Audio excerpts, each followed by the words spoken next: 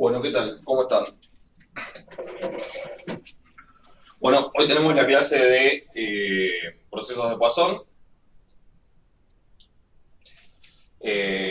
la clase que corresponde a la práctica 3. Esperen que me estoy preparando el mate, porque si no es difícil dar clase hasta ahora. Volví a entrar, Demian, sí, dale.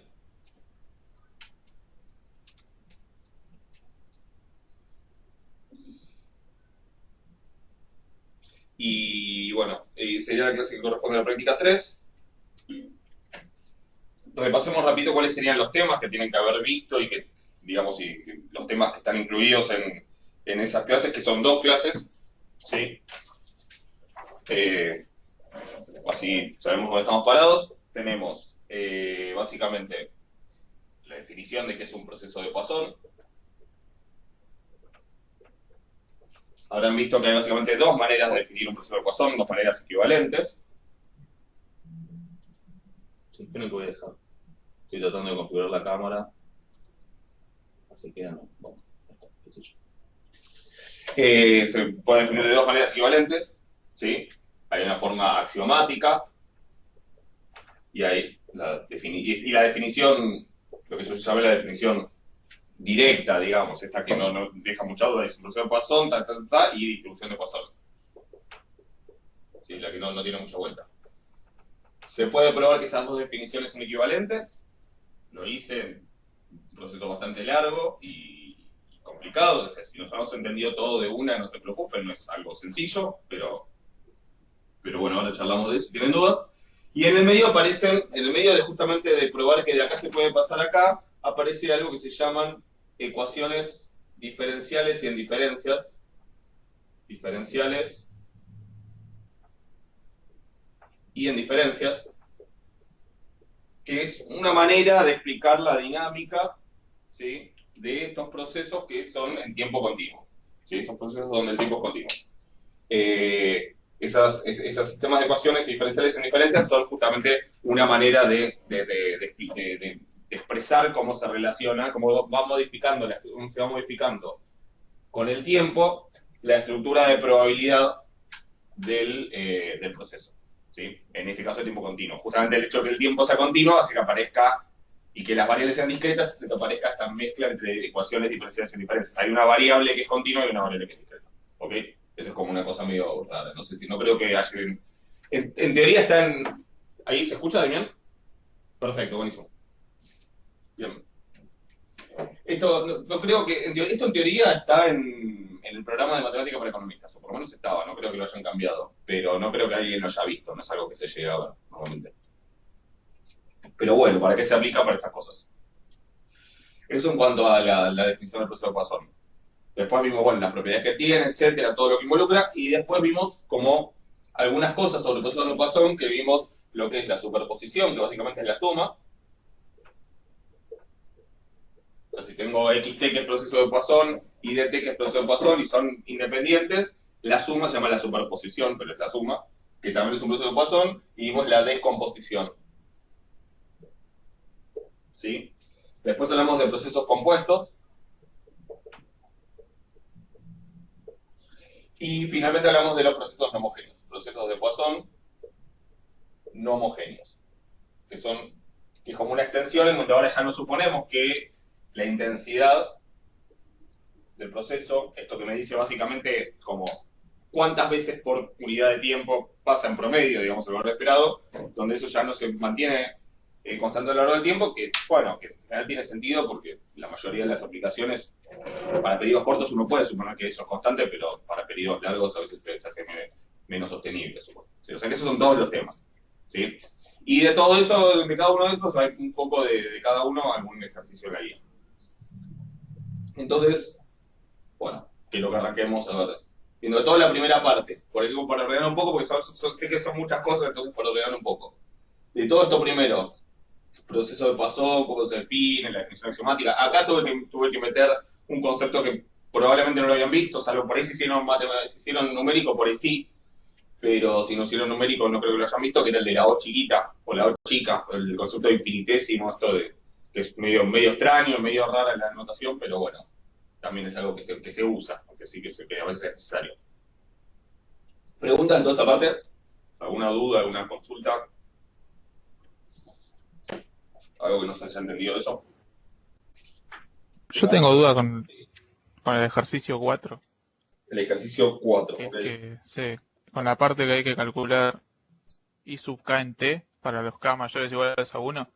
A ver, espera. Puede ser que a partir de ahí no me queda ningún sistema para resolver, digamos. Pero No me sé cómo seguir. alguien que no la tenía.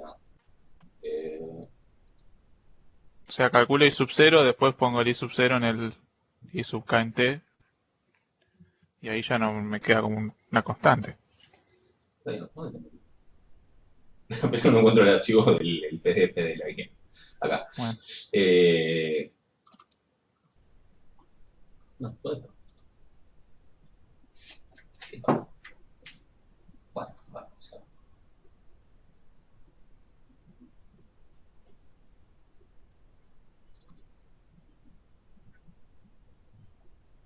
No sé dónde está. Espera que lo espera. Voy a entrar aquí tampoco. es el que es procesos de marcado en tiempo continuo, parte 1. Sí, sí, ya sé, pero no sé por qué no. Estoy buscando en Dropbox y no me aparece. Pero es porque estoy en otra computadora, supuestamente se sincronizó, pero parece que no. Así que no importa. A ver, lo saco acá del campus. Materiales.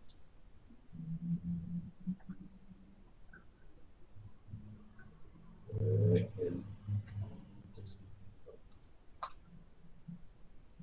Listo.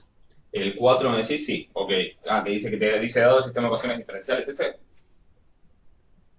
Sí, ese. Perfecto, ok. Es un sistema de ecuaciones diferenciales sin diferencias. ¿Sí? Voy a volver. Total, lo hacemos mejor.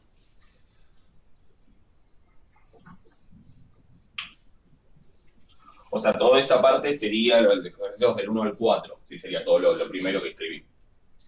En el 4 me da un sistema de ecuaciones diferenciales sin diferencias que es I' de 0 de t, es decir, igual a I0 de t, y I'k de t es igual a 2 por IK menos 1 de t. Esto para k mayor o igual a 1. Con condiciones iniciales, IK de 0 igual a 2 a la k para todo. Esta es la condición inicial. Fíjense que tengo dos cosas. Tengo la k, que está la marco en el subíndice, que está discreta, y la t, que es la de la continua. ¿Sí? Por eso tengo una parte diferencial y una parte en diferencias. Me dice inferir la solución y probarla por inducción. Una aclaración que quiero hacer. Nosotros no estamos viendo ningún método general de resolución de ecuaciones diferenciales en diferencias, como cuando ven en matemática que ven, bueno, sistemas de ecuaciones diferenciales y ven con las matrices, con los operadores, que ven un montón de... Estamos simplemente aplicándolo en los casos que se nos presentan y básicamente la idea que estamos haciendo es que lo estamos estamos como avanzando por inducción. A veces eso se puede hacer, a veces no. Nosotros, por eso les doy casos bien simples, bien básicos. Más que nada para que quede el concepto. Entonces, ¿tenés idea cómo empezar acá o completamente perdido? No, sí, y sub 0 en t lo calculé, O sea, me arrancaste quedó de la acá y solución. resolviste esa ecuación diferencial. Claro, sí, lo pasé restando para otro lado, Claro, igual a lo 0. restando y primas, pues si querés ponerle por ahora y prima menos i igual a 0. Ok, Y me quedó la solución general C1 por E a la t. ok, C1 por e a la t. O C por e a la t. Pero además tenés como condición particular, como condición inicial, que i de 0, o sea, que i0 de 0, porque esto es i0, i0 de 0, ¿cuánto vale?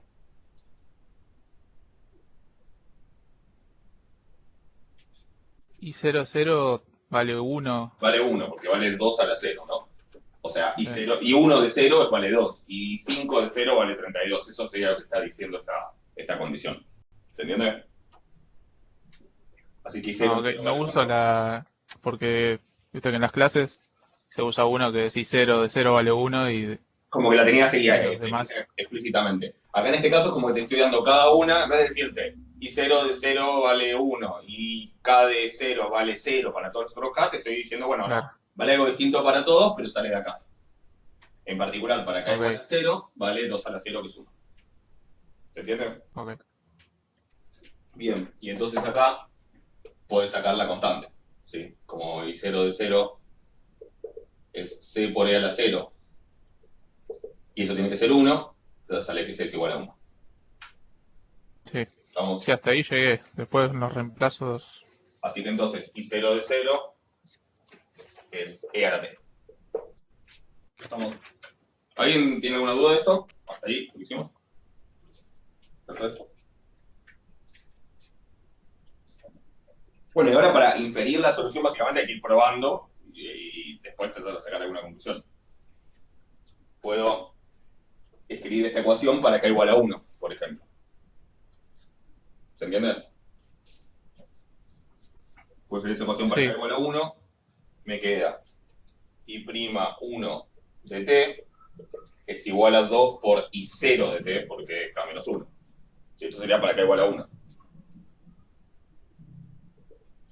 Entonces me queda I'1 de T es igual a 2 por, y la solución la tengo, que es el D.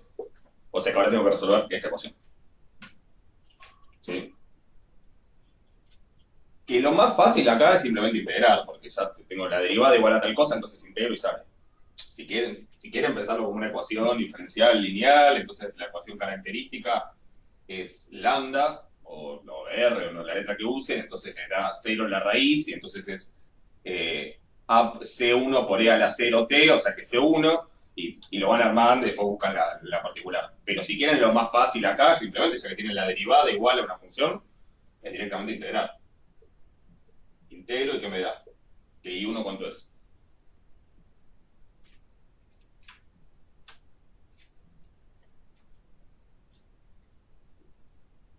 La integral de 2 por E a t.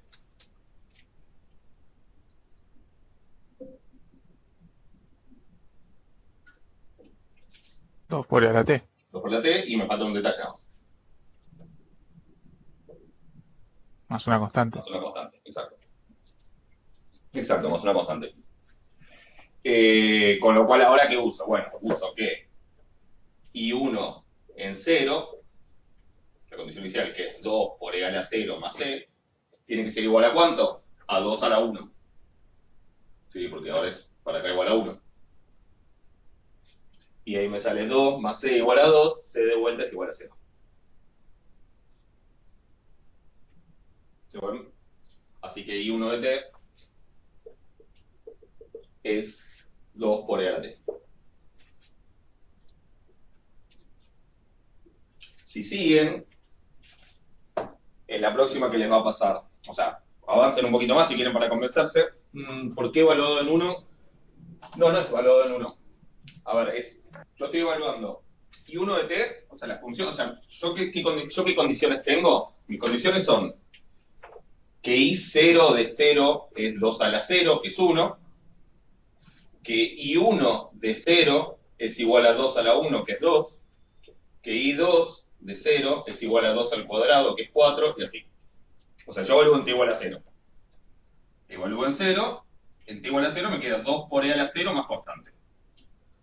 ¿Sí? Eso es igual al valor de I1 en 0. Ahora, para saber cuál es el valor de I1 en 0, tengo que meterle K igual a 1, porque justamente T es 0, K es 1. ¿Los dos primeros son iguales? No. ¿Cómo los dos primeros? Hola, hola, ¿se me escucha? ¿Qué hiciste? ¿Se escucha? Lo que no entendí, el primero, ahí borraste una cosita que tenía abajo. 0 Eso, de 0 igual a 1 ok, y 1 de porque 0 habías igual a 2. escrito, Eso lo listo, entendía. listo. Perfecto, sí. Sí, a veces, cuando no se entiende algo de lo que se está escrito, avísame porque ya vieron que no lo escribo muy lindo, así que no me ofendo. Y 0 de 0 es 2 a la 0. Y 1 de 0 es 2 a la 1. Y 2 de 0 es 2 a la 2. Y 3 de 0 es 2 a la 2. O sea, después va a ser 8 y así. Como tengo una condición inicial diferente en cada caso. En este caso, y 1 de 0, o sea, evalúo en t igual a 0, me queda 2 por e a la 0 más c. Y eso tiene que ser igual a I1 de 0. ¿Cuánto es I1 de 0? 2. ¿Está claro eso? Así que me queda 2 más c igual a 2. Y si 2 más c es igual a 2, es igual a 0. Entonces me queda como solución directamente 12 a la t. ¿Estamos? Y a partir de ahí son todos iguales. Hay que hacer 2 por el anterior. Queda 4 de la T, 8 de la T. Claro, si todos iguales, pensé que quería decir que quedaban siempre la misma función. No, claro, va quedando. Ah, La que sigue va a ser 4 de la t, la otra va a ser 8 de la t, porque básicamente porque siempre voy a estar multiplicando por 2.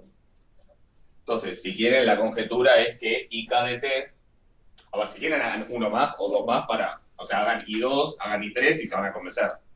Pero, para entender un poco pero si ya se dieron cuenta, sí, terminaré quedando 2K por E a la T. ¿Ven que es una función de dos variables? Es una función de K y de T, en el fondo, si lo quieren mirar de esa manera.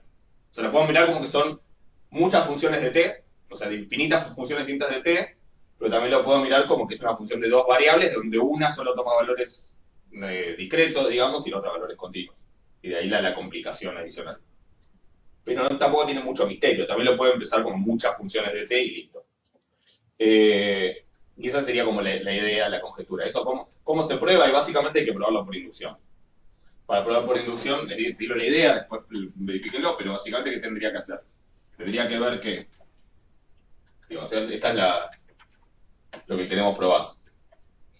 Famoso, queremos ver qué. ¿Sí? QBQ. Queremos ver qué cosa. Queremos ver que I sub 0 de T es igual a 2 a la 0 por E a la T. Es decir, que vale para K igual a 0. ¿Sí? O sea, que vale para el primero. Eso es una cosa que así o sí hay que chequear en inducción. Pero esto ya está. Esto vale. ¿Sí? Porque esto sea la T. O sea que esto está ok. Y además queremos ver que si I sub K de T es igual a 2 a la K por E a la T, entonces I K más 1 de T es igual a 2 a la K más 1 por E a la T. Entonces, ¿qué hay que hacer? Suponer que esto es cierto, es la hipótesis inductiva, y haciendo uso de que estoy suponiendo que eso vale, calcular I K más 1. ¿Cómo llego acá? Pero con K más 1. O si quieren, háganlo con K menos 1 acá y con K acá, es lo mismo. ¿Sí? O con K menos 1 implica K o K implica K más 1. Da igual. Pero digo, agarro y resuelvo esto. ¿Cómo resuelvo? Bueno, lo mismo. Digo, I', K más 1 de T es igual a 2 por IK de T. ¿Cuánto es IK de T? Bueno, por hipótesis inductiva es 2 a la K por E a la T. Aquí se me multiplica, me aparece K más 1, resuelvo usando la cosa y voy a llegar a que efectivamente esto vale. Y ahí probé por inducción que esa es la solución, que esta es la solución del sistema. ¿Se entiende?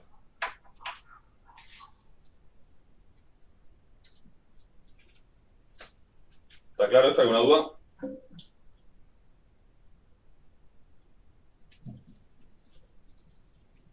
no, sí, ahí está bien. Me había perdido, no había integrado en ambos lados en la Claro, no sabías cómo la resolver ecuación esa. I1.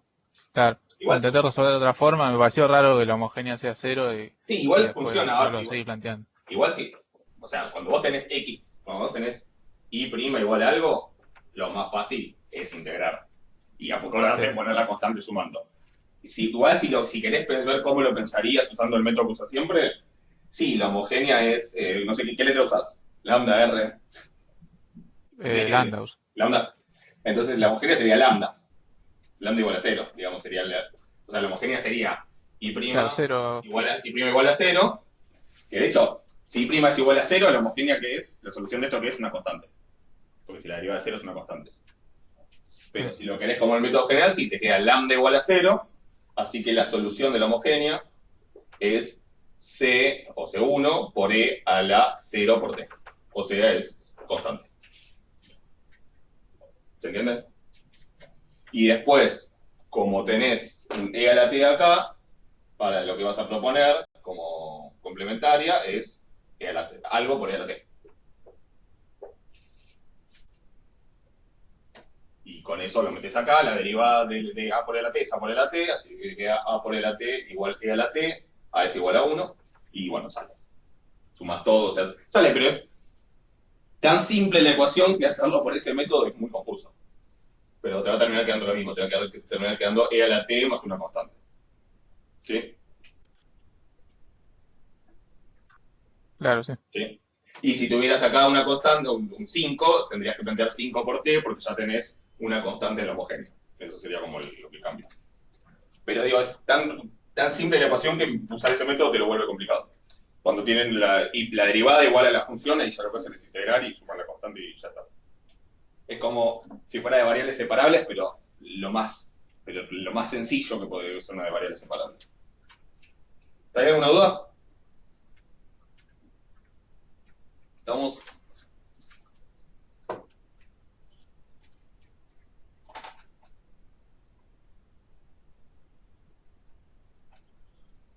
¿Hay dudas con los primeros algo de los primeros 3 ejercicios o algo de todo lo que estuve hablando en la primera clase? O sea, en la clase de la parte 1 y parte 2 de la primera clase de profesor Poisson, después donde hablé de todos estos detalles, de los infinitésimos, de las diferentes maneras, los incrementos independientes, los incrementos estacionarios. De todo eso, de los primeros 3 ejercicios, ¿hay dudas?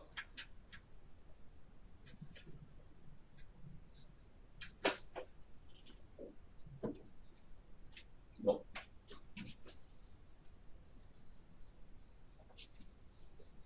Sí, en el 3, Sí. si no me equivoco, es el B. El 3B. Sí, el 3, sí, Bueno, que es el que me plantea esa variable T2. sí, lo quise resolver o sea, por dos vías y no llegué a lo mismo. A ver, le veamos cuáles son las vías. A ver, tenemos un proceso en ejercicio 3, tenemos un proceso de Poisson o sea, xt, es un proceso de Poisson de intensidad lambda igual a un medio. ¿Sí? Cuando es así abstracto el ejercicio no hace falta aclarar unidades. En los ejercicios que tengan un enunciado y que sean llamadas por minuto, cosas por el estilo, tengan cuidado con las unidades, sí. Si el lambda está dado en lo que sea por minuto y la pregunta es con horas, obviamente hay que adaptar y tengan en cuenta esos detalles que son una pavada, pero que obviamente puede salir mal. Acá, como es súper abstracto el ejercicio, no hace falta nada, tengo proceso de Poisson de intensidad un medio y me define la variable T2, ¿sí?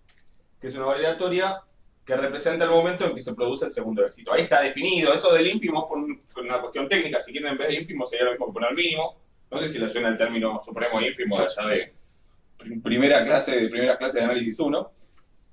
Pero si quieren, piensen que en vez de ínfimo dice mínimo. Es decir, es el mínimo tiempo, es el mínimo t, tal que xt es mayor o igual a 2. Tal que si yo agarro, esto pongo para que se entienda, porque no me acuerdo si lo definí en la clase. Yo tengo que una posible trayectoria del proceso es, bueno, obviamente empieza en 0 porque x de 0 es 0. ¿Sí? Una posible trayectoria, obviamente puedo tener infinitas trayectorias distintas, es que empieza en 0, en un momento pega un salto, ¿hasta dónde? ¿Puedo saltar a 5?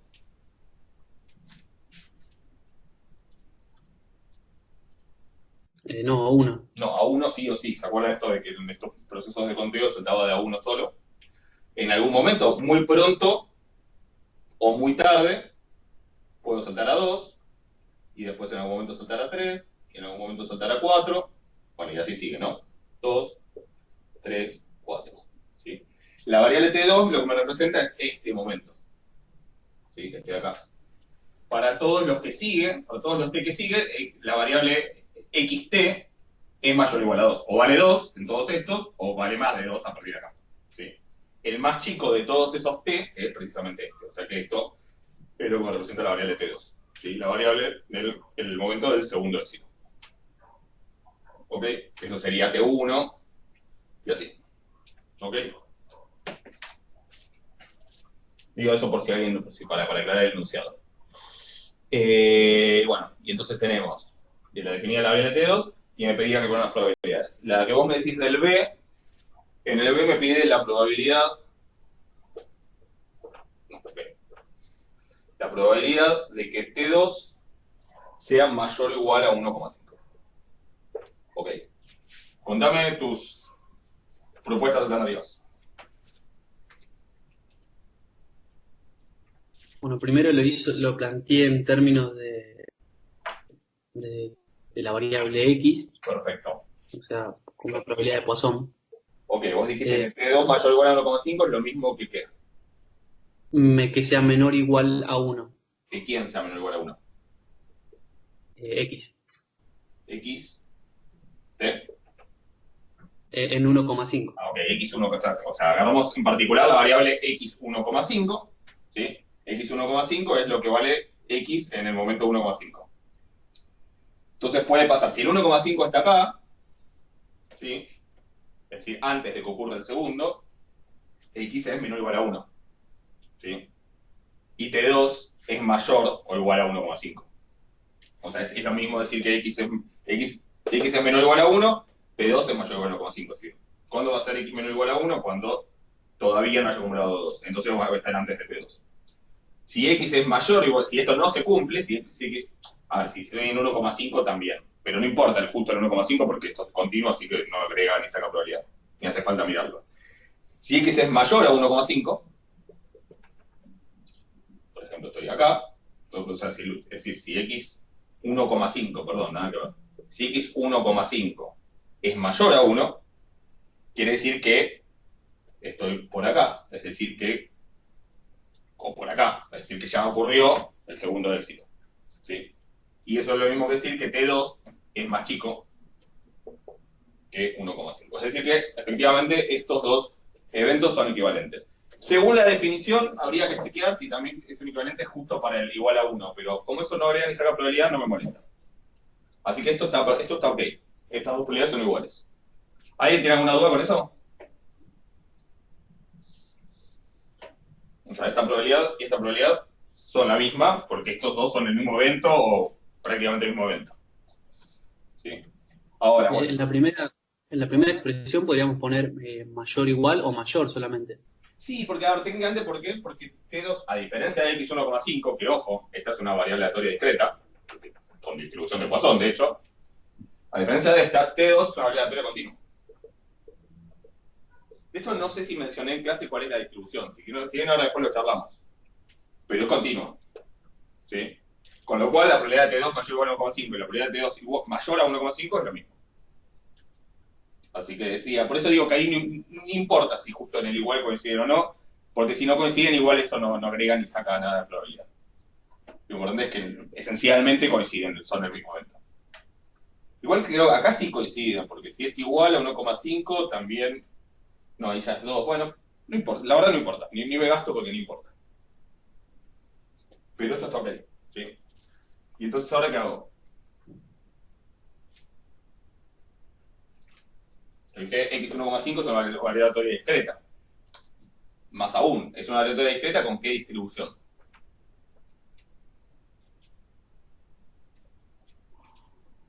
En Poisson, 0,75. 0,75, que de dónde sale de hacer lambda por t. ¿Sí? Lambda por 1,5, o sea, un medio, ese lambda es un medio por 1,5 y eso sí es 0,75, o 3/4. Ok, perfecto. Y entonces, ¿qué tengo que hacer? Calcular la probabilidad de que una variable aleatoria de Poisson con esta distribución sea menor o igual a 1. Te vas a la probabilidad de 0, ¿sí? La probabilidad de 0 es e a la menos 0,75 por 0,75, no, por lambda a la x, o sea, por 0,75 a la 0 sobre 0 factorial, más e a la menos 0,75 por 0,75 a la 1 sobre 1 factorial. Es decir, 0,75 es el lambda y el 0 y el 1 son la probabilidad del 0 y la probabilidad del 1. Así que lo que de eso está bien. ¿Hasta ahí es lo que habías hecho? Sí, sí, bueno, ahí me dio un valor. Lo que había querido hacer era hacerlo a través de la distribución de gamma y me dio otra cosa. Ok, entonces chequeamos, a lo mejor tenés algún error en cómo estás haciendo ese cálculo. Pero está bien. Yo no me acuerdo si lo dije en la clase o no, pero estos tiempos hasta el primer éxito, hasta el segundo éxito, etcétera, tienen. En general, el tiempo hasta el primer éxito tiene distribuciones exponenciales, es como el resultado más conocido y que más se usa. Pero los sucesivos tiempos tienen distribución gamma. ¿Eso lo había hecho en la clase teórica? No me acuerdo. Pero lo habíamos hablado cuando hablamos de distribuciones. Ahí sí lo habíamos dicho, cuando en las clases sobre distribuciones. En los sucesivos tiempos, o sea, como en realidad el tiempo hasta el segundo éxito es el tiempo hasta el primero, que es una exponencial, más el tiempo entre el primero y el segundo, que si yo empezara como a contar desde cero sería otra exponencial, es la suma de dos exponenciales con el mismo lambda, digamos, con el mismo segundo parámetro, por lo tanto me queda una gama, porque recuerden que las exponenciales son gamma con alfa igual a 1, cuando los sumo se me suman los alfa. O sea, efectivamente T2 sigue una distribución gamma con alfa igual a 2 y con lambda, lo estoy viendo en términos de lambda, no de beta, con lambda igual a 1,075. No, a ver. No, cualquier cosa, perdón. Yo había pensado un medio ahí. Un medio, sí, es un medio. Sí. Y acá una aclaración. ¿Se acuerdan cuando hablamos de esa clase de distribuciones que insisto? Les digo, si la pasaron medio por alto porque no es una pavada, vuelvan a mirar porque es importante. Yo hablé de las posibles parametrizaciones alternativas de las familias de distribuciones y que tanto la gama como la exponencial, este parámetro a veces es lambda y figura en la función densidad multiplicando la variable, y a veces es beta, se le llama beta o tita también, y figura en la función de densidad. El tema no es el nombre, sino cómo aparece la función. Aparece en la función de densidad dividiendo la variable, ¿sí? Y eso obviamente me cambia todas las fórmulas. ¿Por qué pasa eso? Bueno, porque para algunas explicaciones es más cómodo hacerlo de una manera y para otras es más cómodo hacerlo de otra. Para muchas de las que vieron y para que las fórmulas queden más lindas, las del FGM y todo, por ahí es más fácil usar beta, pero para nosotros, que lo queremos aplicar acá, es más fácil usar lambda. ¿Por qué? Porque el lambda de la gama termina siendo el lambda de la intensidad del proceso. Si no, si usáramos la parametrización con beta, tendría que acá invertirlo. Entonces, es mucho más cómodo acá parametrizar con lambda. ¿Sí? Pero estén atentos porque ese tema de yo sé que parece una pavada, pero ese tema de si se parametriza así o asá, o si la binomial negativa se cuenta desde 0 o se cuenta desde R, o ese tipo de detalles, que aparecen todo el tiempo en estadística, no se los van a poder sacar de encima, no hay, como justamente a veces es más cómodo una cosa, a veces otra, va a seguir pasando. No van a decir, no, hagámoslo de esta manera. ¿Me escuchan? Porque me dice que había habido algún problema. ¿Se escucha, no? Sí, bueno. Sí, se escucha. Entonces, eso no es algo que vaya a cambiar, digamos, que vayan a decir, no, bueno, hagámoslo siempre así. Entonces, ténganlo presente porque es un error re pavo de comentar, me pasa a mí a veces, es un error muy pavo y a veces una duda muy común, no saber si está organizado de una manera o de la otra, si el rango empieza en cero, si se cuenta cantidad de fracasos o cantidad de repeticiones, todos esos detalles hay que estar muy atentos porque es muy fácil equivocarse, ¿sí? De hecho, nos va a pasar después algunas cosas que vamos a ver. Así que tengan... Entonces, el alfa es el subíndice de T siempre. Claro, el alfa es la cantidad, digamos, hasta cuántos éxitos estoy esperando. ¿Sí? Si fuera el tiempo hasta 5 éxitos, sería alfa igual a 5. ¿Sí? Porque en realidad cada uno de los tiempos, lo que serían lo que habíamos llamado los tau, ¿sí? Que eran como los tiempos entre un éxito y el otro, cada uno de esos es exponencial. ¿Sí? Porque, el primero porque es exponencial y se puede hacer la cuenta y sale. Y el segundo porque es como que yo puedo empezar a contar, para contar el segundo éxito, es como empezar a contar desde cero de vuelta y esperar a que ocurra el primero, que sería el nuevo primero. Entonces también este es exponencial, Entonces, sumo muchas exponenciales, las exponenciales son gamas con alfa igual a 1, y todas con el mismo lambda, porque todos tienen este lambda. Y además independientes, por los incrementos independientes. Entonces, cuando los sumo todos, lo que sí me hacen es sumarse los alfa. Si son 5 éxitos, voy a hacer 1 más 1 más 1 más 1 más 1.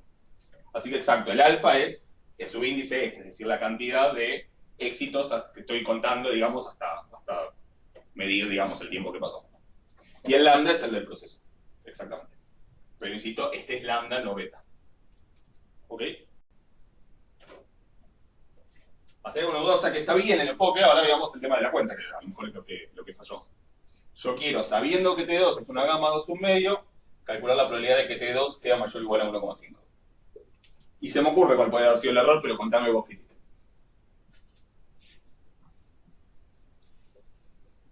Recordemos que la densidad de T2, como función de, no sé, lo que quieran, X, es gamma de alfa, es decir, gamma de 2, que es 2, ¿no? No.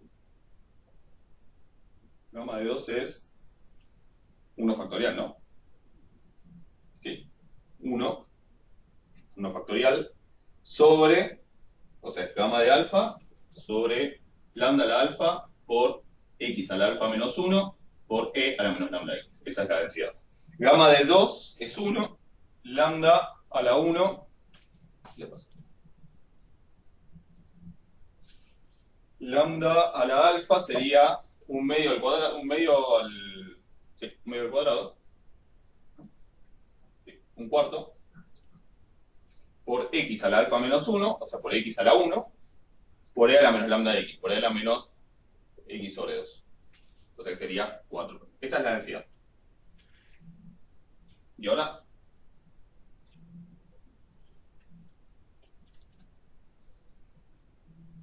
Yo había hecho 1 menos la densidad acumulada hasta 1,5. ok, 1 menos la función de distribución en 1,5. ¿Y cómo calculas la función de distribución? Lo hice con Excel. Ah, ok, y el Excel te lo tiró. Bueno, ahí el error puede ser que Excel te esté parametrizando con beta en lugar de lambda. Y recién probé las dos combinaciones y tampoco Ya. me dio. A ver. Vamos a probar. A ver, Excel. Profe, puede ser que sea al revés la fórmula esa. Gamma de alfa no va abajo y lambda a la alfa va arriba. Sí, tenés razón, me parece. Es lambda, sí, es lambda a la alfa sobre gamma de alfa. Es verdad.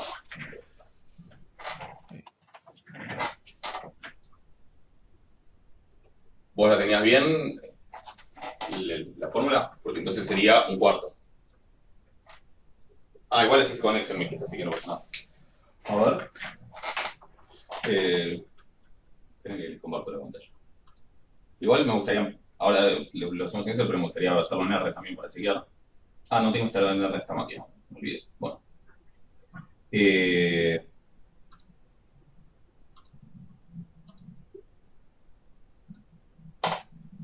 Ahí ven. Dígame. Está conectando. Ahí se ve.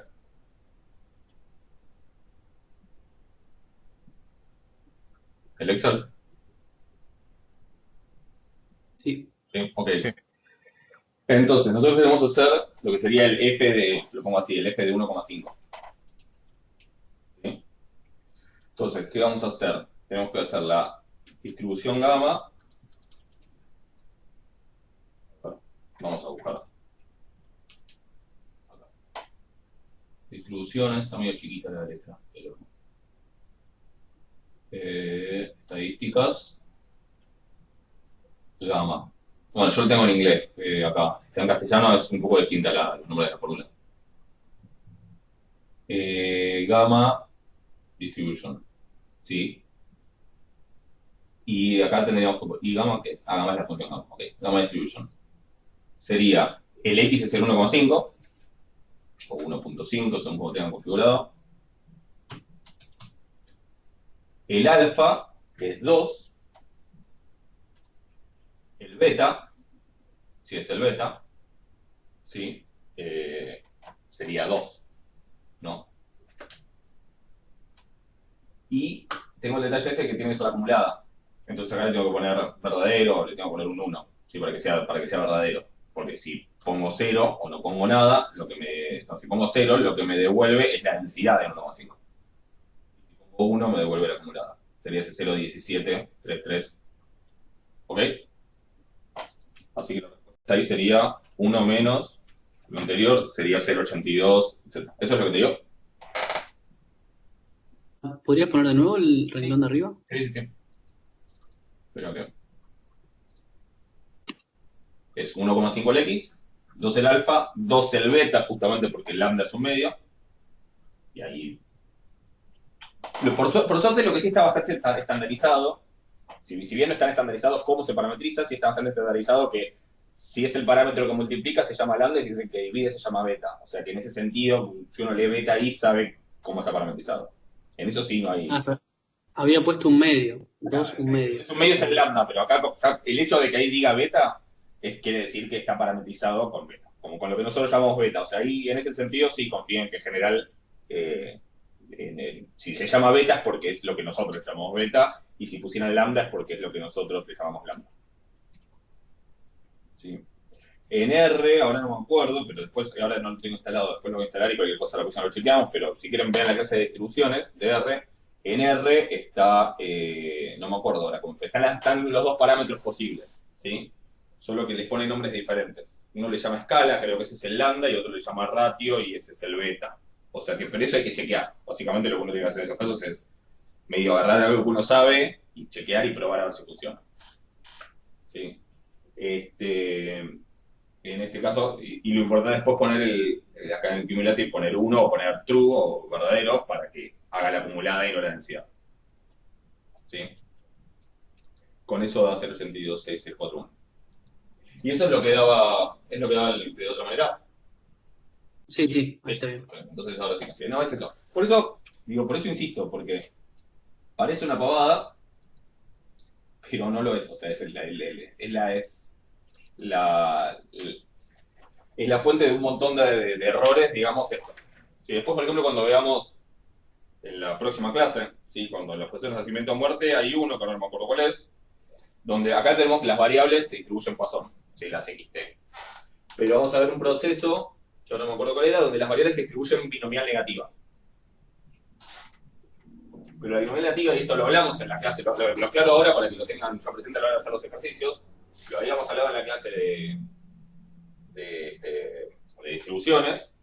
La binomial negativa o Pascal y la geométrica, que es un caso particular donde contamos hasta el primer éxito, a veces lo que representa la variable es cantidad de fracasos hasta el primer éxito. Y a veces representa cantidad de repeticiones hasta el primer éxito. ¿Sí? En función de eso cambian los rangos. O sea, si contamos, si en la binomial negativa contamos, yo quiero una binomial negativa con R, que es la cantidad de éxitos, igual a 5, por ejemplo. Y igual lo que sea, no importa. ¿Sí? Si representa cantidad de fracasos hasta que ocurra el quinto éxito, ¿cuál es el rango de la variable en ese caso? O sea, ¿qué posibles valores puede tomar la variable si representa cantidad de fracasos hasta que ocurre el quinto éxito? ¿Cuál es el mínimo de fracasos que puedo tener hasta que ocurran 5 éxitos? 0. Sí, exacto. Puede no haber ningún fracaso, puede ser éxito. ¿Sí? Y ocurrió 0, o sea que puede haber 0, puede haber 1, puede haber 532 y recién después que ocurre el quinto éxito. O sea que sería todos los naturales con el 0. Ahora, en cambio, si la variable la pienso como representando cantidad de repeticiones, ¿cuántas repeticiones como mínimo tienen que ocurrir hasta el quinto éxito? Ahí empiezan 5. En 5, claro. O sea, como mínimo tienen que ocurrir 5 si salen todos éxitos de corrida. Y si no, más. ¿Sí? O sea que 5, 6, etc. Es decir, en general, visto así, de 0 en adelante, visto así es R más 1, etc. ¿Sí? ¿Cuál es la importancia de esto? Que si yo quiero saber la probabilidad de que X sea igual a 3, bueno, tengo que saber a qué me estoy refiriendo, porque la probabilidad de X igual a 3, pensada de esta manera y pensada de esta manera es distinta. De hecho, en este caso, pensada así es 0, y pensada así no es 0. ¿Sí? Si no fuera 3 y fuera 10, lo mismo, o sea que tengo que estar muy seguro. Cuando veamos, esto que lo van a ver en el próximo video, en la próxima clase, hay un proceso donde la variable se termina distribuyendo como una binomial negativa. Es un proceso, sí, es uno de los procesos de nacimiento puros. No me acuerdo ahora cuál era. Que van a ver que se distribuye como una binomial negativa. Se distribuye como una binomial negativa en este sentido, empezando desde el R, donde acá el R lo que representa es la cantidad de individuos que hay en la población al comienzo. Eso lo van a ver en la próxima clase. Es en este sentido. Ahora, si hacen las cuentas con el R lo piensa en este sentido. ¿Sí? Y con el Excel, la verdad no lo chequeé, pero tienen que chequearlo antes de usarlo para estar seguros. ¿Sí? Entonces, tengan cuidado con eso, que si a mí me preguntan probabilidad de X igual a 10, pero yo lo voy a hacer con probabilidad de X igual a 10 acá es lo mismo que probabilidad de X igual a 10 menos 5 acá, es decir, probabilidad de x igual a 5. O sea, le tengo que restar esos 5 a la hora de calcular la probabilidad. ¿Sí? Como esto se van a encontrar con un millón de complicaciones y cada vez más. O sea, ustedes van a hacer un montón de cosas de estadística y de probabilidad, según no van a parar de encontrarse estos detalles. O sea, que tengan mucho cuidado porque pasa. En el libro van a ver que dice, la distribución es binomial negativa, y a lo mejor les aclaran, ojo, ¿qué es esta binomial negativa? Entonces tienen que automáticamente preguntarse, ¿la binomial negativa cómo? ¿Esta o esta? Entonces, porque después cuando dan la cuenta, a lo mejor la aplicación que usan lo hace de otra manera. ¿Ok? ¿Está claro eso?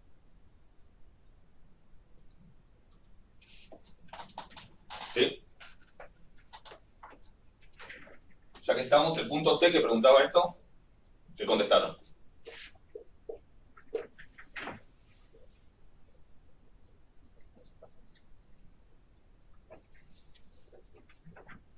Sí contestaron algo.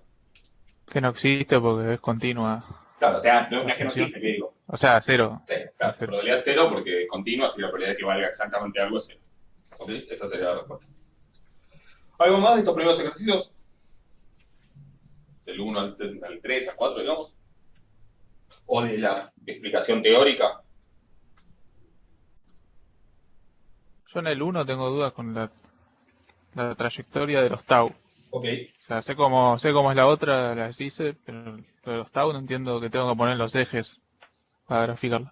A ver, tenemos un proceso de recuento donde intervalos entre ocurrencias son los tau sub k.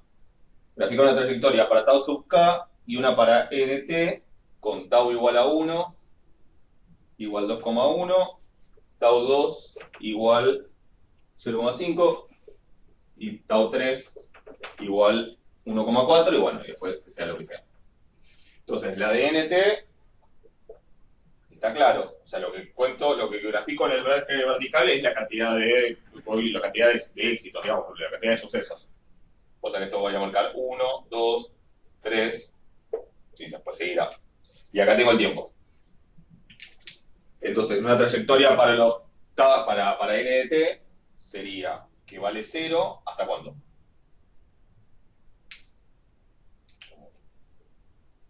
Hasta T1 chiquita. Hasta tau 1, que sería 2,1. Acá, un 2,1. Claro. ¿Sí? Como que esto es O 2,1. sea, yo ahí, a partir de ahí, puse T1 es igual a T1 chiquita menos T0 chiquita. Está bien, tau 1 2 es T1. menos T1. Sí, esto sería T1, que también es tau 1. Después, T2, porque T1 es 2,1. T2, ¿cuánto es? T2 es 2,6. 2,6, es decir, a este le pasan 0,5 más y ahí se ocurre el segundo éxito. Pasa 1,4 más y ahí ocurre el tercer éxito. O sea que T3 es igual a 4. Sí. Bueno, y esto te dirá. Entonces, en T2, que es 2,6, está por acá. Acá sería T2, esto es T1. Ahí ocurre el segundo éxito. Entonces voy acá. Y después el tercero ocurre en 4. O sea que sigo hasta ahí. Y en 4 sigue, bueno, y veremos. Y después seguirá como sigue. O sea, eso sería para NDT. Eso es lo que graficaste tú, ¿no?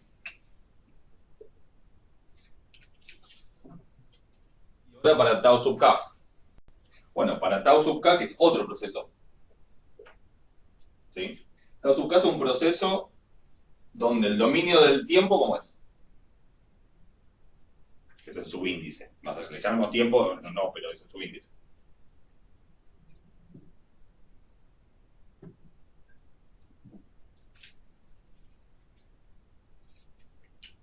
Es continuo, es discreto.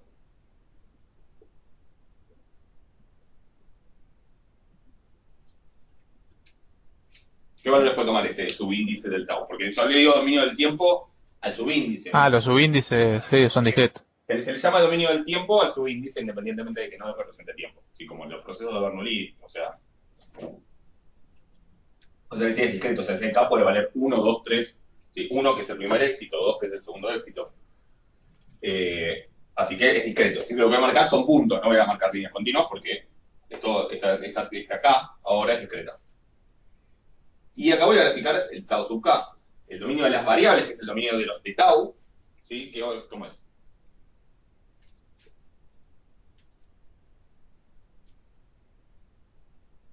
Los tau son continuos. Continuo, exacto, porque representa tiempo. Y de hecho los valores que me interesan son justamente el 2,1, el 0,5, el 1,4, o sea que hagamos una escala. Lo que quiero marcar es el 2,1 que está por acá, ¿sí?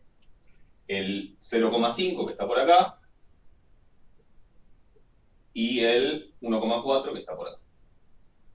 Entonces, para K igual a 1, ¿el proceso cuánto vale? El proceso tau vale 2,1. Para K igual a 1 vale 2,1. Y es discreto el proceso, o sea, en el tiempo K, el tiempo entre comillas. ¿Sí? En el tiempo que lo que está contando es por qué número de repetición voy. ¿Sí? Por eso digo, hay como una dualidad entre que acá el tiempo, lo que acá llamo tiempo, acá es la variable, y lo que acá llamo variable, acá es el tiempo. ¿Sí? O sea, el K de acá sería el N y el tau de acá es el T. Entonces es esto, después en 2 es 0,5 y en 3 es 1,4. Y lo dejo así con puntitos porque no es una función continua, sino hay un tau 1,7. ¿Sí? Así que esa es la trayectoria. Después, bueno, aparecerán otros puntos en otros lugares. ¿Se entiende? La idea es que justamente lo puedo pasar de un lado para el otro. ¿Está claro eso?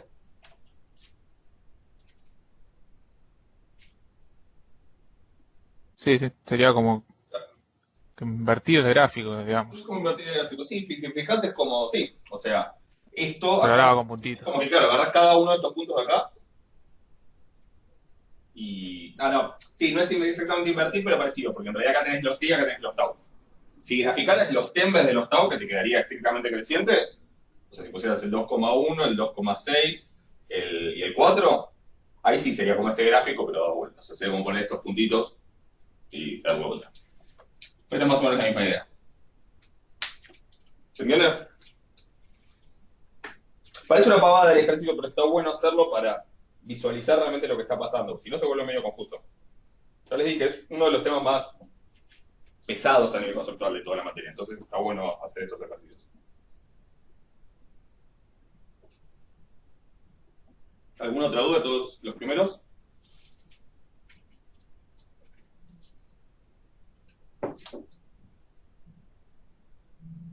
Si no, pasamos a hablar un poco de lo que sigue.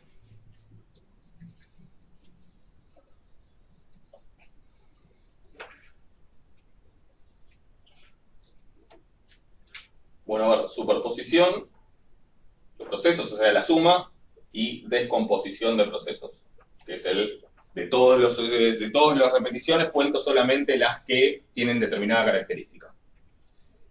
Eso corresponde a los ejercicios 5 y 6, que es la parte teórica. ¿Sí? El 6 la hice en clase, el 6 está hecho en clase en realidad, en la teórica, el 5 no, pero es un poco más sencillo, si quieren me preguntan, y el 7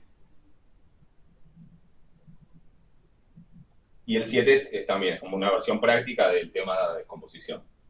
De todo eso, teórico, práctico y dudas.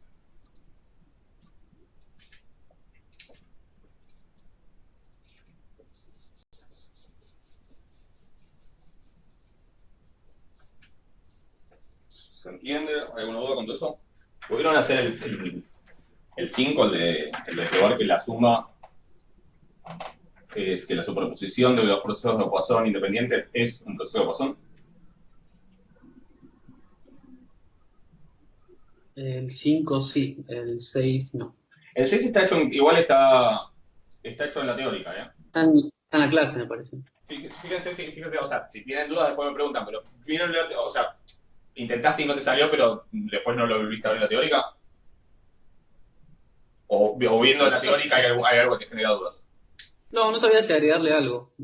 No, creo que lo hice bastante completo en la teórica. En lo más rebuscado que tiene, a ver, la parte de Recuerden, para probar que algo es un proceso de Poisson hay que agarrar una de las dos definiciones o caracterizaciones y probar todo. En general sale fácil con la definición que vimos, no con la axiomática, la de los infinitésimos, que puede funcionar. Va a depender siempre de qué información tenga. Si tuviera la información dada de cierta manera, a lo mejor funciona. Pero acá lo más simple es probar que x de 0, bueno, en este caso es x, se llama x supra 1, de 0 es igual a 0, que x supra 1 de t, llamémosles y z en vez de x, porque es un lío. Si quieren cambien el nombre ustedes también, y z de t, que sería la descomposición, es decir, de todos los y me quedo solo cuando ocurre cierta característica. Tengo que probar que z de t tiene incrementos independientes, y tengo que probar que la distribución de z de t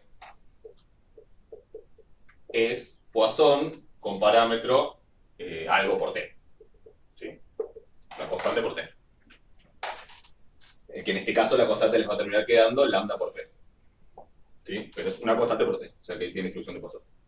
Uno a veces se queda con la idea de que probar que algo es un proceso de Poisson es probar que la distribución es de Poisson, pero también hay que probar estas dos cosas, si no, no es un proceso de Poisson.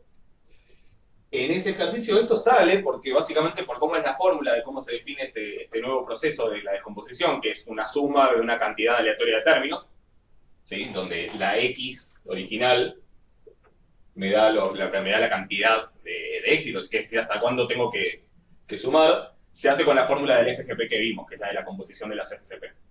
Y entonces si me encuentro con, me queda la FGP de una Poisson lambda por p por t, es una Poisson. El único detalle ahí es no mezclarse con los subíndices, porque normalmente le ponemos con las variables, porque normalmente a la variable de la FGP le pongo t, y en este caso la t la tengo reservada por otra cosa, así que hay que usar otra letra, yo ahí usé u, creo. ¿Sí? Pero teniendo en cuenta esos detalles sale. Lo que es un poco más complicado es probar que los incrementos son independientes. Pero está hecho en la teórica, hay que como que desarmar esa sumatoria y sale. ¿Sí? Si quieren miren de vuelta, la teórica, y si hay alguna duda con cómo está resuelto eso, o algún paso que no se entiende, me lo preguntan. Y lo de que z de 0 es 0, eso sale al toque. ¿Sí? Y lo mismo hay que hacer con el de superposición. Si yo tengo, para el caso de superposición, yo tengo x de t, proceso de Poisson con intensidad lambda, y tengo y de t, proceso de Poisson con intensidad mu. Y además son independientes. ¿Qué quiere decir que los procesos sean independientes? Que cualquiera de estas x y cualquiera de estas y son independientes. O sea que xt y s son independientes para todo t y todo s. O sea, todas las variables no solo que son independientes en un momento del tiempo, sino que todas las x son independientes, todas las infinitas x son independientes de las infinitas y. ¿Ok? Y la superposición, que está definida en el ejercicio 5, es z de t igual xt más y de t. Se llama superposición porque es algo así como, si yo, es como junto, no sé, tengo todos los autos que vienen, o a veces el ejemplo que se usa a veces es el de una autopista. Si yo tengo que vienen transitando por una autopista, no sé, la cantidad de autos que pasan hasta el momento t por los carriles centrales de una autopista es un proceso de Poisson de intensidad lambda, y la cantidad de autos que entran por un acceso a la autopista es otro proceso. Después de ese acceso, la cantidad de autos que pasan básicamente es la suma, pero es como decir, es superponer junto todos estos con todos estos, por eso se llama superposición, pero es simplemente sumarlos, ¿sí? Y lo que pide probar el ejercicio es que es un proceso de Poisson. Entonces hay que probar estas tres cosas. Ese sí no está hecho. Si quieren charlemos un poquito cómo sale, así después lo escriban bien los detalles. Tengo que probar tres cosas. Que z de 0 es 0, que z de t tiene incrementos independientes, y que siga una distribución de Poisson con algún parámetro por t. ¿Sí? Entonces, vamos a lo más simple, que sería que z de 0 es 0. ¿Cómo pruebo eso? Por definición, z de 0 es igual a ¿qué?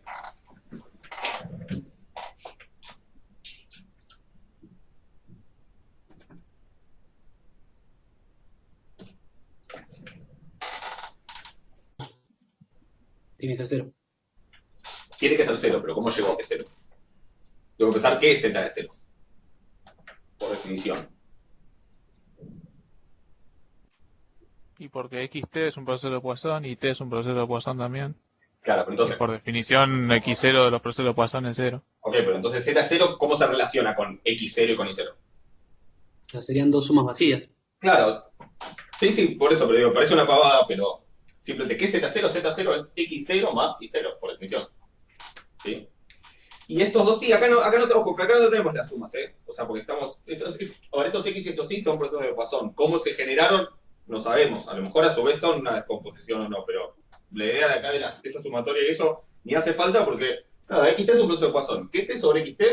Sé que X0 es 0, sé que XT tiene incrementos independientes y sé que XT tiene distribución de Poisson con lambda por T. ¿Y qué sé de IT? Que I de 0 es 0, que I de T tiene incrementos independientes y que I de T tiene distribución de Poisson con parámetro mu por T.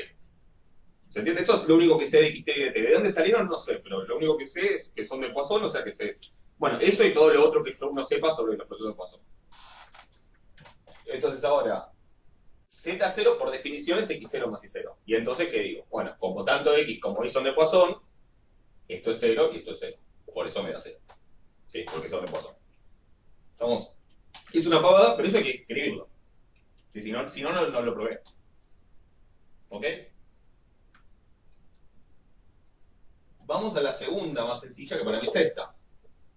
ZT es XT más IT. ¿Qué sé sobre XT? XT es una distribución de Poisson, lambda T. IT sigue una distribución de Poisson, mu T. ¿Y qué más sé sobre XT e IT? Entre ellas. Es importante. Pues yo la quiero decir. ¿Cómo? Que sean independientes. Son independientes, porque esto es un supuesto. Sin eso es mentira todo, ¿eh? O sea, son independientes. Todas estas cosas en un examen se escriben, se aclaran. No digan, bueno, se entiende. Si se entiende y no saben si ponerlo o no ponerlo, lo escriben. ¿Sí? Como son independientes y las dos tienen distribución de Poisson, entonces la suma, ¿qué distribución tiene?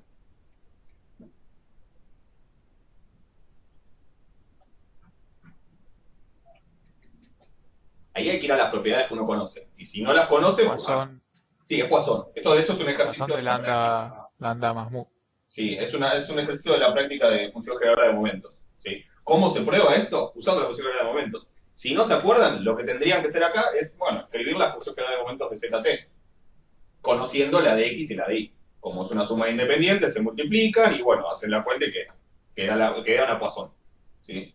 Pero básicamente eso es la demostración que vimos, que la suma de Poisson independientes sigue distribución de Poisson y el parámetro es la suma de los parámetros, o sea que es lambda por T más mu por T.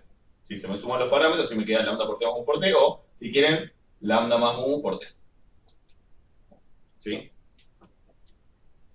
Con lo cual, si esto termina siendo profesor Poisson, que todavía no lo sé porque me falta chequear lo de los incrementos independientes, va a ser una Poisson, va a ser, digamos, acá va a decir lambda más mu por T,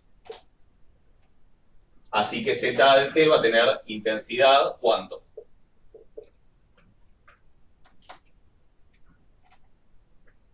Va a ser un proceso de T, si termina siendo Poisson, va a ser un proceso de Poisson con qué intensidad.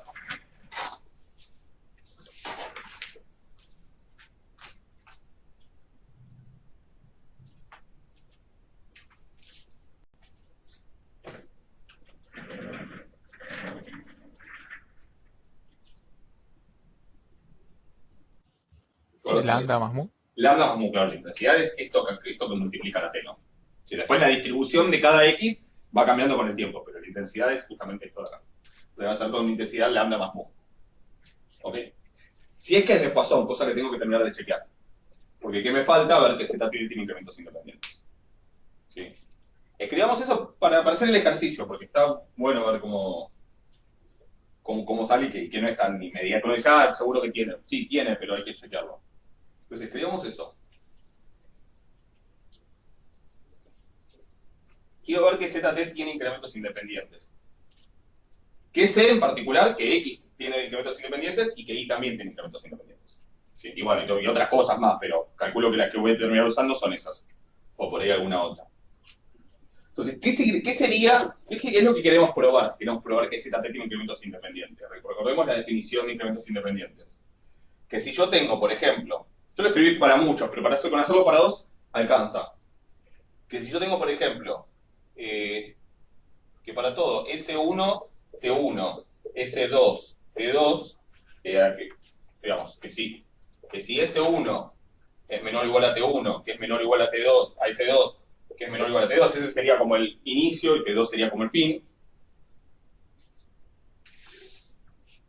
O sea, queremos ver que, si tomo estos números así, el incremento de S1 a T1, que es ZT1 menos ZS1, y el incremento de S2 a T2, que es ZT2 menos ZS2, son independientes, son variables aleatorias independientes. Esto es una variable aleatoria, que es la resta de dos variables aleatorias, esto es otra variable aleatoria. ¿Sí? Eso es lo que quiero checar. Eso, si yo pruebo esto, estoy probando que ZT tenga incrementos independientes. ¿Estamos de acuerdo? Recuerden que tranquilamente estos dos pueden coincidir, no hay problema, lo que no podemos hacer es cruzarse, es decir, no puedo tener los intervalos así. Como si se tocan en el borde, no pasa nada.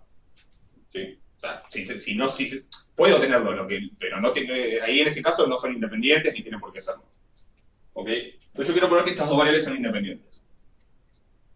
¿Qué harían para probar eso? O sea, yo quiero ver que ZT1 menos ZS1 y ZT2 menos ZS2 son independientes.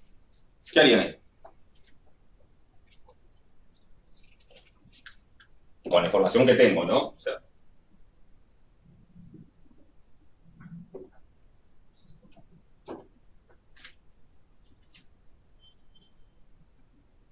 ¿qué hicimos hasta ahora cada vez? Descomponerlo, ¿cómo?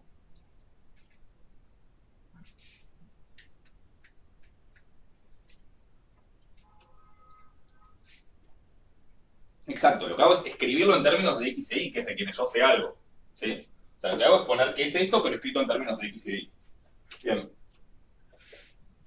Entonces, ZT1 menos ZS1 es...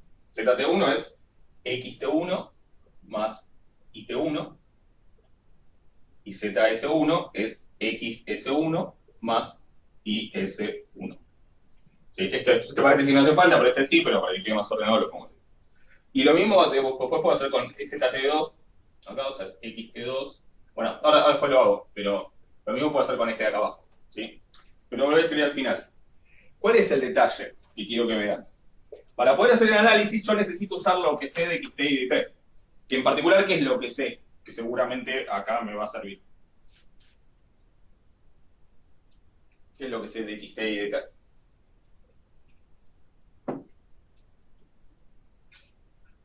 Que seguramente es útil. Que entre sí son incrementos independientes. Claro, sí, no entre sí, que cada uno de ellos, ojo, porque no es entre sí, cada uno de ellos tiene incrementos independientes. ¿Sí? ¿Qué significa que X tiene incrementos independientes? Bueno, que si tengo estos números, estos tiempos, XT1 menos XS1 y XT2 menos XS2 son independientes. ¿Sí? Además, después todas las X son independientes de todas las Y, eso es verdad. Pero en particular yo sé que XT1 menos XS1 y XT2 menos XS2 son variables independientes. Y sé lo mismo, y sé que lo mismo le pasa a la Y. ¿Sí? Entonces el detalle es que para poder usar ese dato de que las X y la X y la Y tienen incrementos independientes, necesito que acá aparezcan escritos los incrementos.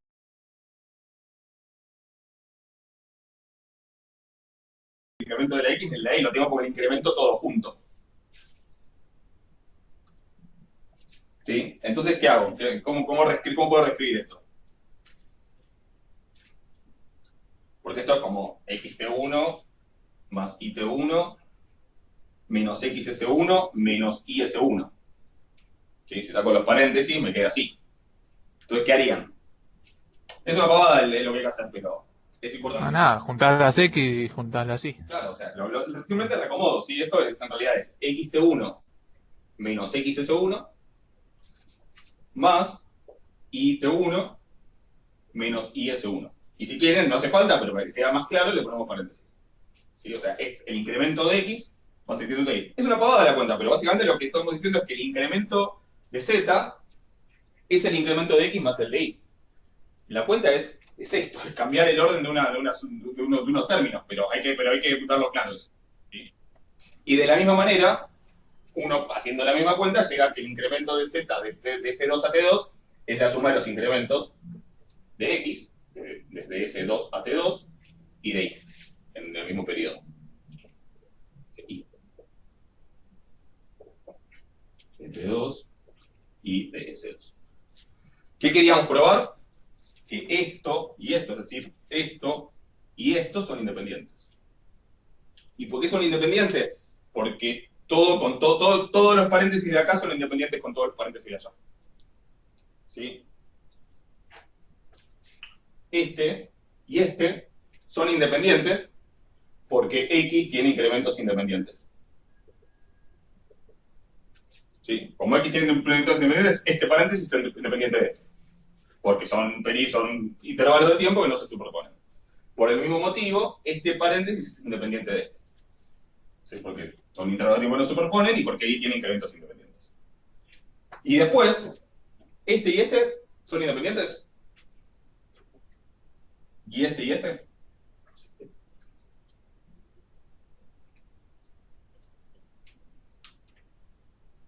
Sí, porque son dos procesos independientes. Exacto, porque como dicen, los procesos son independientes, todas las x son independientes de todas las y.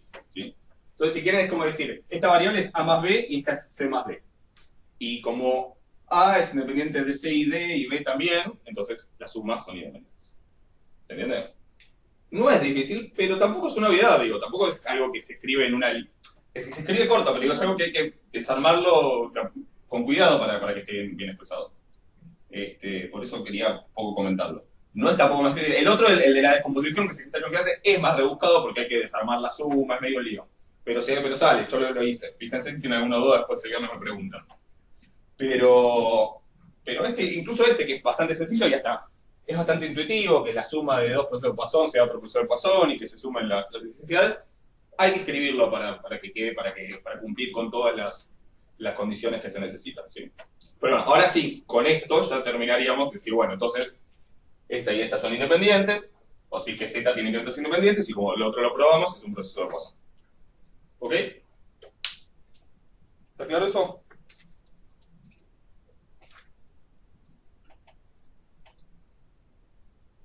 El 7 es un ejercicio de descomposición, no sé si lo hicieron, pero tengo un proceso de Poisson con intensidad 8, que son llamadas que entran a un call center, en el mismo ejemplo que de siempre, y las separo en las de servicio técnico y las de gestiones comerciales, y ZT es el proceso de conteo que registra el ingreso de llamadas por servicio técnico.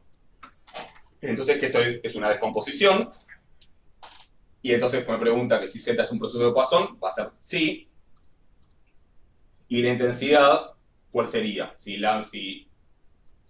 tengo lambda igual 8 y el 20% son de servicio técnico y el 80% son de gestiones comerciales, el proceso que cuenta los de servicio técnico, ¿qué intensidad va a tener? O sea, ¿qué cuenta hay que hacer? Es el 20% de 8. 8, exactamente. Es 8 por 0,2. ¿Sí? P es lambda por P. Esa es la intensidad. Y después, una vez que uno tiene eso, bueno, es un ejercicio de un proceso de Poisson con esa intensidad. ¿Sí? Es lambda igual a... ¿Cuánto es? 8 quintos, bueno, no sé. 1,4, no importa. 1,6 creo. Es un proceso de Poisson, y bueno, son preguntas después sobre un proceso de Poisson, no hay no hay nada muy raro ahí en lo que sigue. ¿Hasta ahí alguna pregunta de todo eso?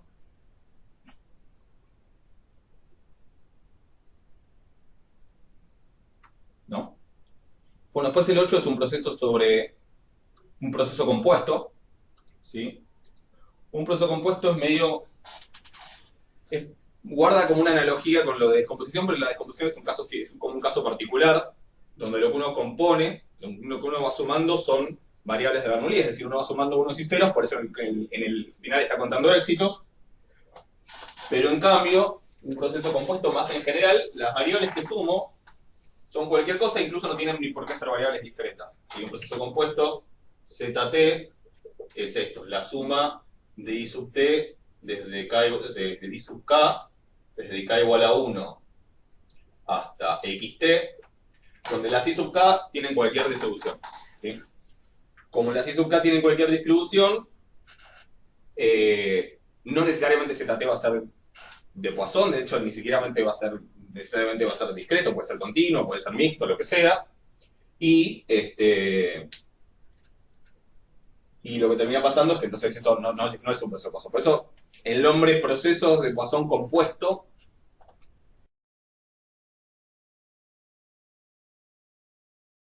¿sí? Porque un proceso de Poisson compuesto es medio polémico porque sugiere que el proceso que me queda al final es de Poisson, cosa que en general no tengo por qué hacerlo, a menos que las I sub k sean de Bernoulli, que sería el caso de la descomposición. Que sería como equivalente a la descomposición. De eso es el ejercicio 8. No sé si hay alguna duda con ese tema o con los ejercicios. Sí, podemos hacer ese, el 8. Vámonos, sí. Yo Decime. tengo duda con la esperanza que me da. Bueno, yo hice con la función de acumulantes y todo para llegar a la esperanza. A ver, tenemos. Bueno, y de estos ejercicios en general lo que vimos es que más en general lo que hacíamos era analizarlos con la función de acumulantes o la FGM o la FGP y sacar las conclusiones que podemos sacar de ahí. En este caso lo que tenemos es la recepción de denuncias de siniestros, una compañía, sigue un proceso de Poisson homogéneo, intensidad igual a 8, es decir, denuncias por día. Así que en promedio cada día entran 8 denuncias de siniestros. ¿Sí? El pago por cada siniestro en miles de pesos que llega es a su vez una variatoria, porque puede entrar una denuncia por más o por menos, y es una variatoria con distribución gamma con alfa igual a 2, lambda igual a 0,1. Yo ahí no lo aclaré, pero en general lo que yo uso acá es el lambda. O sea que cada una de estas I sub k que estoy sumando es una gamma, 2, 0,1 o 2 un décimo. ¿Sí? Y la xt es un proceso de Poisson, este es un proceso de Poisson de intensidad lambda igual a 8, que es el que este me mide cuánto, digamos, cuál es el monto que se pide por cada denuncia. Yo como no soy actuario, no tengo mucho el vocabulario de cuestiones de seguros, así que si una pavada, sépanme entender. Y este es el que me dice cuántas denuncias llegan. Entonces, bueno, sumo desde 1 hasta la cantidad de denuncias que llegaron, sumo el monto de todos y tengo el pago total por siniestros en un día. ¿Sí? Entonces,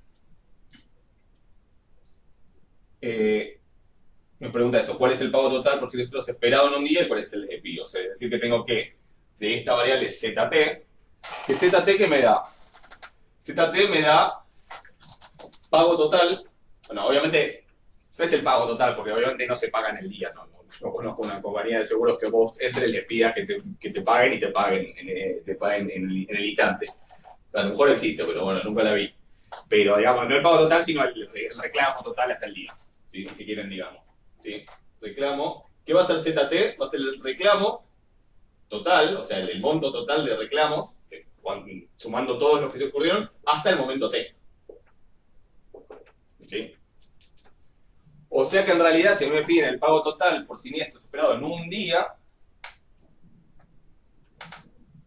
yo quiero de todas estas variables una en particular. ¿Cuál? Tengo que pensar en qué unidad de tiempo está la T. Y para dar la unidad de tiempo tengo que pensar en cómo está expresada, acá sí digo que es aplicado el ejercicio, tengo que mirar las unidades, tengo que ver cómo está expresado lambda. Lambda era igual a 8, ¿qué?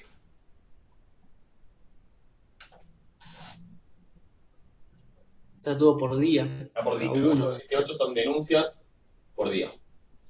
O sea que está por día. O sea que si yo quiero el monto total acumulado de pagos en un día, lo que quiero, me estoy preguntando por qué variable. Por Z cuánto.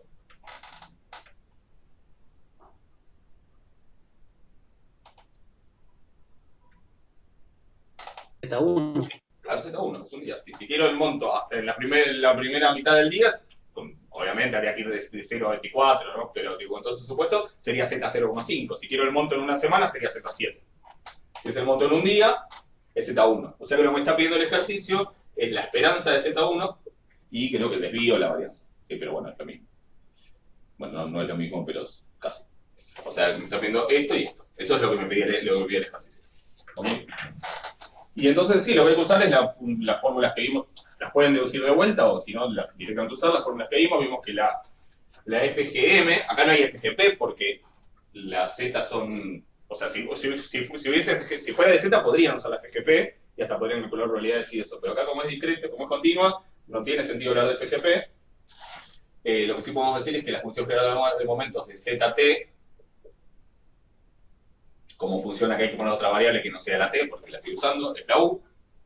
Habíamos visto en clase que es igual a E a la lambda T, que es el parámetro de esto, por la FGM de I, que sería la de todas las I que tienen estas I, tienen que ser todas independientes e idénticamente distribuidas, que en este caso sería la FGM de una gama 2 undécimo, función de U menos 1, o también puede ser con la de acumulantes, que es tomar el logaritmo y se me va la E. La de acumulantes es la más cómoda. O sea que sería lambda por T por MI de U menos 1. O sea que tengo que meter en esta fórmula la FGM de esta.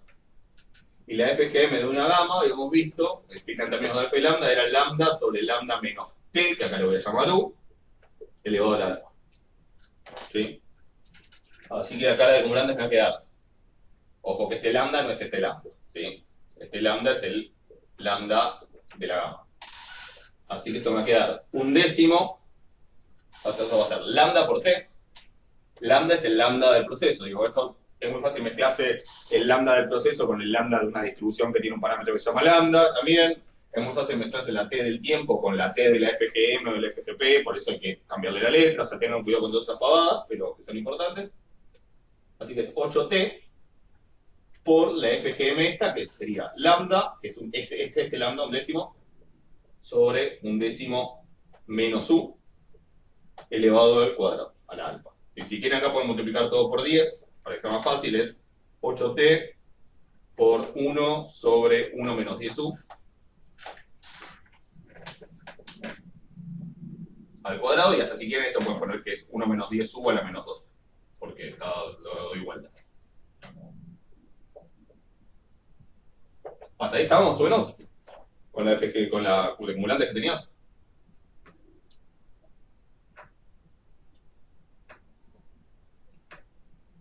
Sí, hasta ahí está. Y en particular yo no quiero, a ver, si me pidieran que calculara la trayectoria de la esperanza y de la varianza, sí la necesito en términos de T. Pero si quieren, y sobre todo para no hacerse lío con las letras, que ver la función de quién derivar, en particular yo la que quiero es la de Z1. Así que puedo poner directamente T igual a 1. O sea, esto es 8 por 1 menos 10U a la menos 2. Porque esto T igual a 1. Lo puedo hacer directo con T, pero bueno, me tengo que recordar de que la T es constante y que la derivada que voy a hacer es respecto de U. ¿Sí? Así que acá lo que tengo que hacer es para ver la esperanza, o sea, tengo el FGP tengo la función de acumulantes de Z1, para ver cuánto es la esperanza de Z1, ¿qué hago?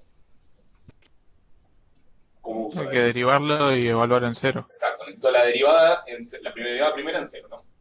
La derivada primera en función de U es menos 2 por 8 menos 16 por 1 menos 10U a la menos 3. Y ahora tengo que derivar esto, o sea, por menos 10U. ¿Sí? Así que sería más 160. ¿Estamos? Y ya que estamos, hagamos la derivada segunda que la voy a necesitar. Porque me pide el desvío. La derivada segunda es menos 3 por 160. Es 16, 32, 48, ¿no? Me va a dar 480, pero con el 10 de acá, con el menos 10 de acá me va a dar 4800 por 1 menos 10U a la menos 4.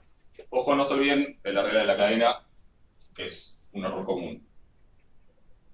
Así que la esperanza de Z1, como dijeron por ahí, es la derivada primera de la función de acumulantes en 0.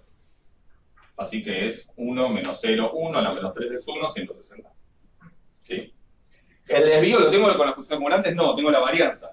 ¿Cómo saco la varianza con la función de acumulantes?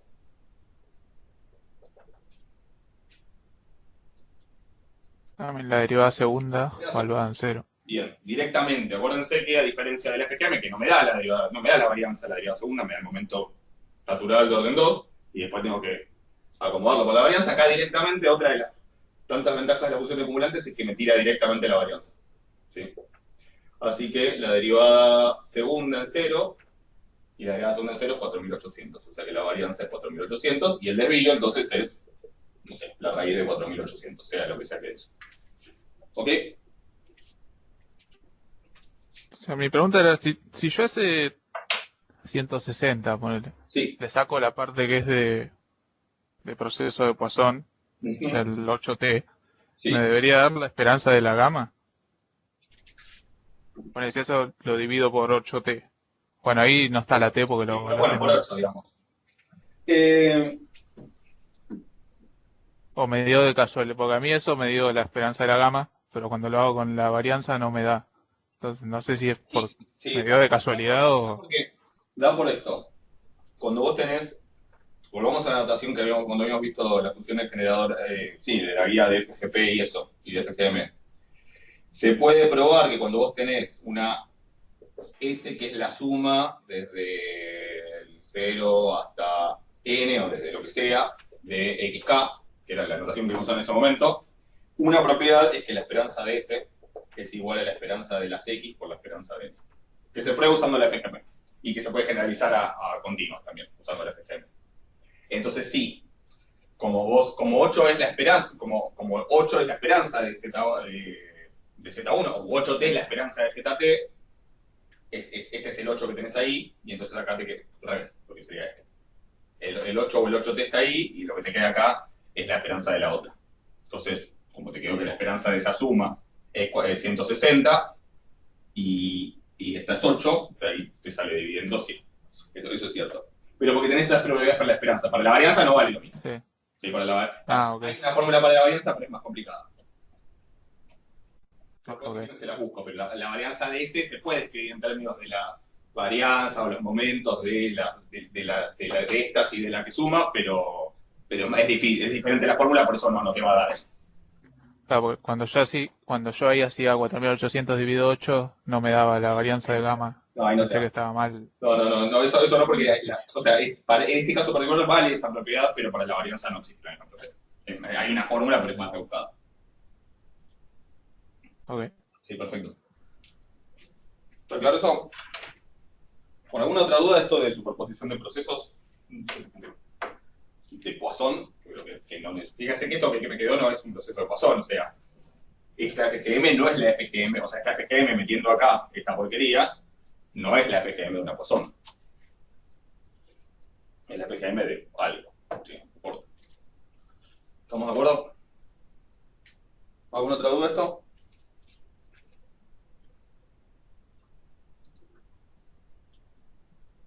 Bueno, el tema que quería pendiente es procesos de Poisson no homogéneos, ¿sí? Es decir, aquellos procesos donde la intensidad va cambiando en el tiempo, ¿sí? Son esos procesos que yo di una intuición de por qué se definen como se definen, pero básicamente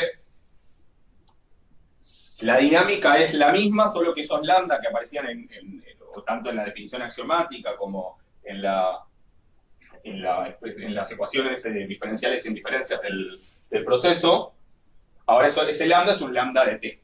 ¿Sí? Con lo cual, obviamente, las ecuaciones se vuelven ecuaciones, digamos, de coeficientes variables que son más complicadas. No son ecuaciones lineales de coeficientes constantes, sino coeficientes variables.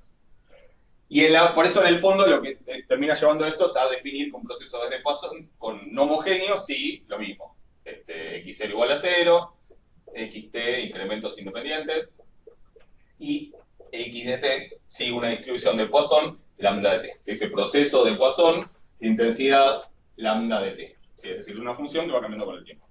¿Sí? ¿Estamos de acuerdo? Esto es equivalente, en realidad, a que xt menos xs, es decir, el incremento entre s y t, sea una distribución de Poisson. Perdón, no, lambda de t no. Distribución de Poisson con parámetro mu de t, donde mu de t es la integral desde 0 hasta t de la función de intensidad. Que esa que hay que ponerle otra letra. ¿Sí? Por un tema de que esté bien escrita la integral. No le voy a poner S porque acá la S le estoy usando por otra cosa. Así le vamos a ponerle, qué sé yo, Z. O I, lo que quieran. La letra esa no importa. ¿Sí?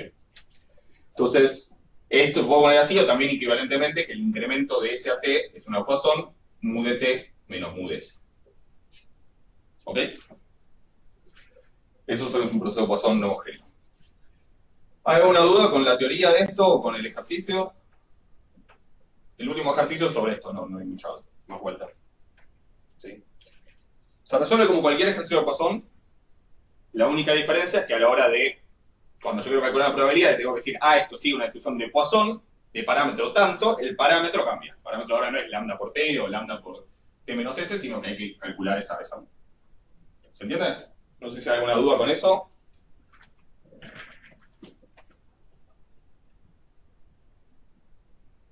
El parámetro siempre es mu t menos El mu parámetro s. de mu s, por ejemplo, en el que tienen x, el que tienen, sí, si tuvieras x5 menos x2,3, tenés que hacer una Poisson con parámetro mu de 5 menos mu de 2,3. Lo que hay que hacer es primero calcular, ¿no? O sea, primero hay que integrar. Por ejemplo, en este caso que tienen e a la menos t, que básicamente lo que me está diciendo que la intensidad empieza siendo 1 y va decreciendo de forma exponencial con el tiempo. Sí, eso es lo que me está diciendo, que la intensidad va moviendo así. Mu de t, ¿cuánto va a ser? Mu de t es la integral entre 0 y t de esto escrito con otra variable, que es e a la menos z diferencial z, integro, una primitiva de e a la menos z, ¿cuál sería? Menos c a la menos z. Menos c a la menos z, perfecto, y hago barro entre 0 y t, en t me da esto con t, y en 0 me da menos 1, o sea que es menos e a la menos t menos menos 1, o sea, más 1. Así que lo escribo ya ordenado al revés, sería 1 menos e a la menos t. Así que si a mí me hicieran una pregunta, no sé, ¿cuál es la probabilidad de que x5 menos x2,3 sea igual a 7? Recuerden que esto es Poisson, ¿sí? Así que eso es discreto. Primero tengo que calcular el parámetro de esta variable. Esto es una Poisson, pero tengo que calcular el parámetro. ¿El parámetro cuánto va a ser? Mu de 5, o sea, 1 menos e a la menos 5, menos mu de 2,3. 1 menos e a la menos 2,3. O sea, se hace esa cuenta y se tiene el parámetro. Y después uso ese parámetro que me encontré para calcular la probabilidad de que valga 7 usando la distribución de Poisson. ¿Sí? Y así cualquier otro ejercicio. Como los primeros ejercicios, el único detalle es que cuando llega el momento de decir esto es Poisson con parámetro tanto, el parámetro se saca sin dar cuenta. ¿Sí? Lo cual, como dije en la clase teórica, a mí siempre me llamó la atención. Es como, uno diría que cuando uno cambia este lambda así de una manera rara, esto se va de las manos y sin embargo hay que hacer una corrección, pero funciona de una manera bastante similar. ¿Vamos? ¿Alguna duda de todo esto? ¿Alguna otra duda de algo?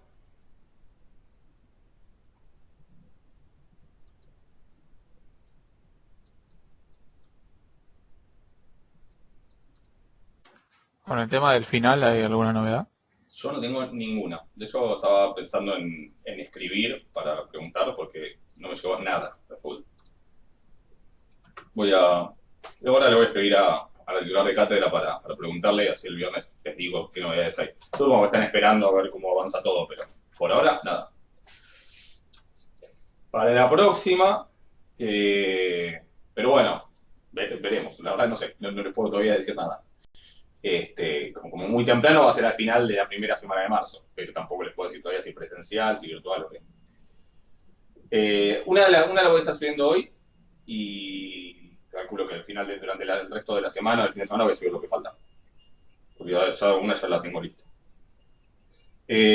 Sobre los temas de la próxima clase, la clase del viernes es la clase sobre la práctica 4, no antes del 5 de marzo. Porque entre que terminemos de ver los temas y todo, va a ser a principios de la primera semana de marzo, así que 5 de marzo sería, sí, claro, el viernes, como temprano. Sí, también, esa después la subo. Sobre la próxima clase, sí, faltan 2 días.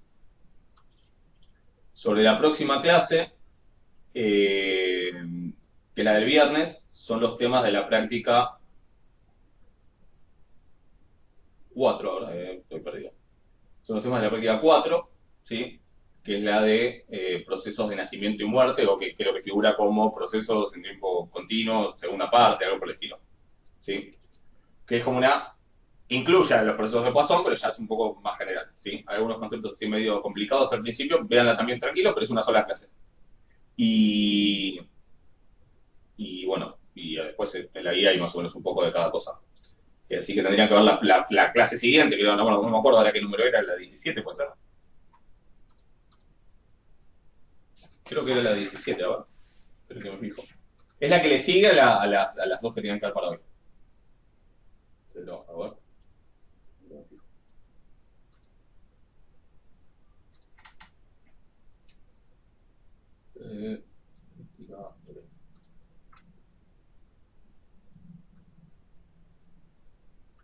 Habían visto la 15 y la 16. No, sí, la 15 y la 16, así que sería la 17. La 17 que dice cadenas de Markov en tiempo continuo, que también es una clase en dos partes. ¿Sí? Sería clase 17 y para el viernes, es esa sola.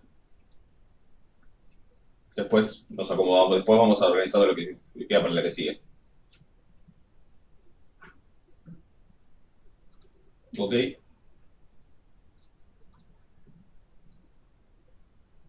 La clase 20 le falta una parte, sí. Esa es la que voy a subir, esa es la que voy a estar subiendo hoy. Así que seguramente no va a ser 2 clases más, sino va a ser 2,5 probablemente. Creo que sí. Creo que son 22.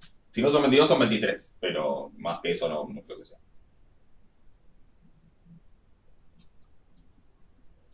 Pero faltaría sí esa media parte de la clase 20.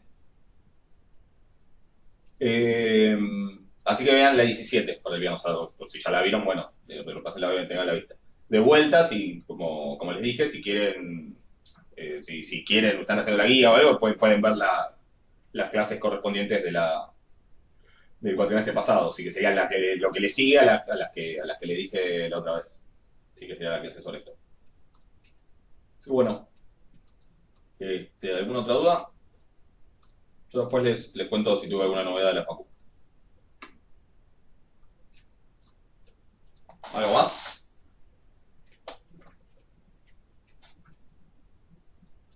¿No? Bueno, nos vemos el viernes entonces. Cualquier cosa, me escribo.